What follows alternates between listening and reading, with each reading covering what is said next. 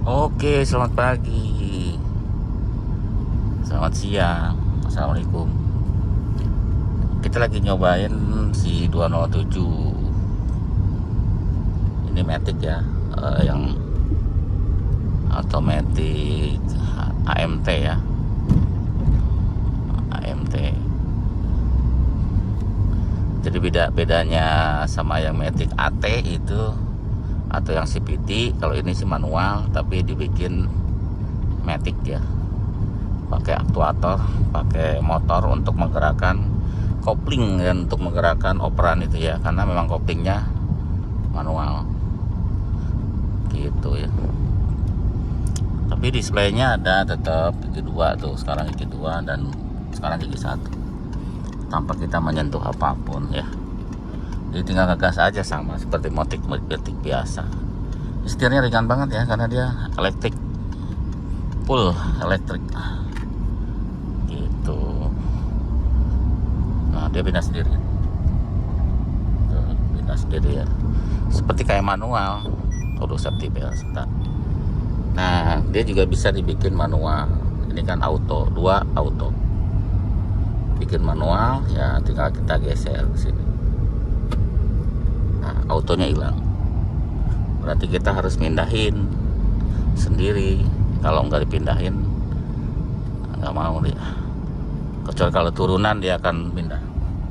Nanti kalau untuk nanjak, maksudnya untuk naik gigi, kita harus pindahin. Kalau enggak, dia nggak bakal pindah. Kalau mode auto, pindahinnya ada 2 macam. Bisa digerakin itu ke depan handle-nya, atau pedal shift yang sebelah kanan untuk naikin, yang kiri untuk turun gitu. Kalau mungkin perlu torsi untuk nanjak-nanjak, pakai yang auto, manual gitu ya. Karena ada 2 macam memang, si manual sama Matic. Cuma Maticnya AMT, bukan yang AT atau bukan yang CVT. Nah, kalau mindahin sini terus pindah gitu, atau pedal shift yang ini pindah. Kalau mau turun, ini kita turunin tuh, pindah 1 gitu, pindah 1 dan naikin. Kalau sebenarnya kalau turunan bisa pindah sendiri ya, kecuali tanjakan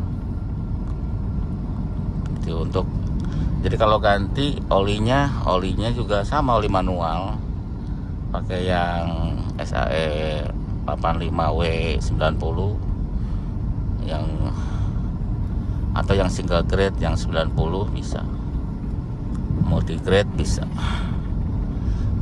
gitu ya. Ini AC-nya katanya kurang dingin. Ini kayaknya sih kacanya yang bikin panas ya, agak terang, terlalu ini nahan panasnya kurang maksudnya. Jadi ruangannya jadi sedikit panas kalau siang gitu ya. Nah, untuk kopling juga, koplingnya pakai kopling yang manual, bukan kopling Matic. Karena koplingnya kopling kering modelnya, kayak seperti kopling manual biasa ya, sama seperti kopling manual biasa. Cuman memang sih kalau penggantian sebaiknya di bengkel resmi ya, karena kadang dia minta inisial. Nah, itu mereka yang punya alat. Soalnya kalau nggak di inisial nanti malah takut nggak masuk giginya. Jadi setelah pengerjaan ada proses initializing, ada penyesuaian atau penyetelan lah secara elektronik begitu ya. Apa lagi ya ceritain? Enak gak pakai yang model gini? Enak. Kita pindahin dulu ya ke Matic. Ngoper sendiri gitu, tapi ngopernya sama kayak manual ya, jangan ngarepin sama kayak Matic. Jadi dia gitu kayak manual lah. Jadi ini ada shockbreaker bunyi ya sebelah kanan tuh, suara sebelah kanan bunyi. Terus apa lagi ya, oh iya, kalau berhenti kita juga nggak bisa ngelepas gas jangkung jalan, nggak bisa, kita harus gas kayak manual aja persis ya. Coba kita berhenti ya di depan. Nah dia harus digas, kalau nggak digas dia nggak jalan. Kalau Matic yang AT atau CVT kan jalan.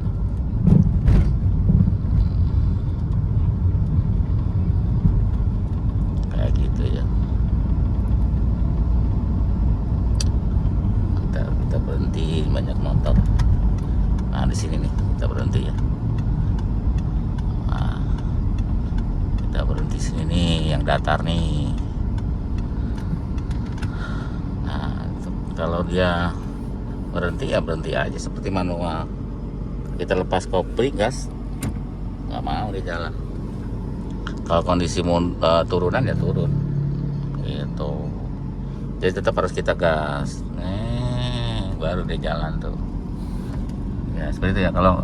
Kalau yang biasa Matic yang AT atau CVT agak penyesuaian ya, berapa menit lah, 10 menit gitu penyesuaian. Kalau enggak ya nggak bisa.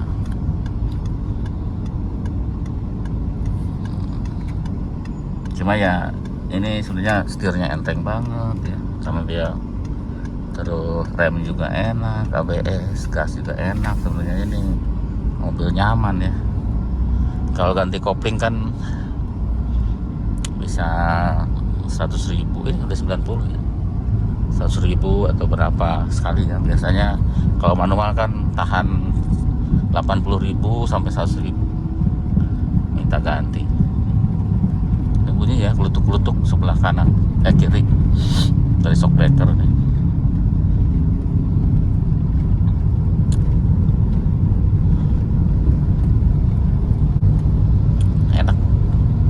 Nggak capek. Saya dulu kan punya yang manual, capek, harus ngoper-ngoper ya kalau lagi macet. Kalau ini nggak usah ngoper-ngoper, ngoper sendiri, enak, tinggal ngegas aja ya. Mungkin nggak enaknya sebentar ya, kalau udah biasa mah enak aja.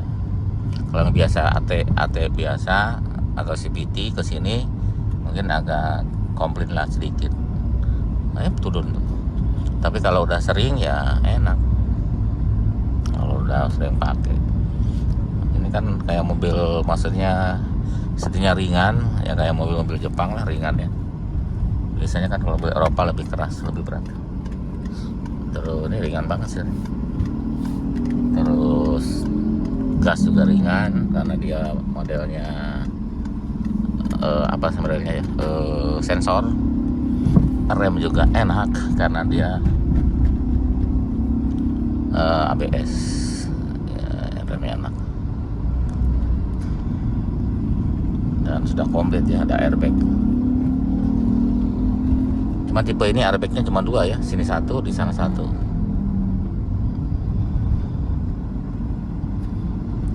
Soalnya ada tipe yang 6 biji, yang di atas yang curtain airbag sama yang di jok. Jadi ada 6 ya. Kalau ini yang di jok nggak ada, yang di atas yang di situ tuh yang plafon nggak ada, hanya di dashboard aja. Jadi kalau ada benturan dari samping ya nggak ada yang ngalangin, langsung kaca kalau dari samping sini. Kalau yang ada curtainnya, nah si curtainnya itu yang ngalangin, dia bisa nahan kepala kita. Amit-amit ya kalau ada insiden maksudnya. Kalau mesin sama seperti yang manual, mesinnya sama, beda di Matic-nya doang. Dashboard soal instrumen beda karena di situ ada, harus naruh angka-angka ya, angka indikator Matic. Tapi ini tidak ada indikator oli ya. Kalau yang manual malah ada indikator suhu oli. Dia hanya suhu mesin sama bensin, RPM sama kilometer.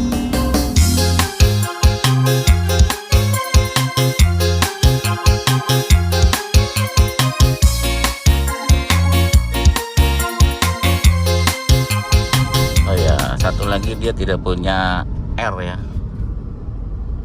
Jadi nggak punya P, bukan R. P-nya nggak ada. Jadi kalau mobil yang AT atau yang CVT dia ada P alias parking, dia nggak ada. Jadi kita harus taruhnya di N, terserah mau di N atau di R. Kalau pengen, wow ada yang meninggal kayaknya. Kalau mau di N juga bisa, atau ya di N tapi rem tangan, atau di D biar dia nyangkut di posisi 1 gitu. Jadi dia nyangkut ya, biar misalkan jalanan turunan matiin mesinnya di posisi D drive, dia akan nyangkut di gigi 1 dan ditambahin rem tangan, jadi biar aman. Oke, terima kasih sudah nonton, sampai jumpa lagi di video berikut.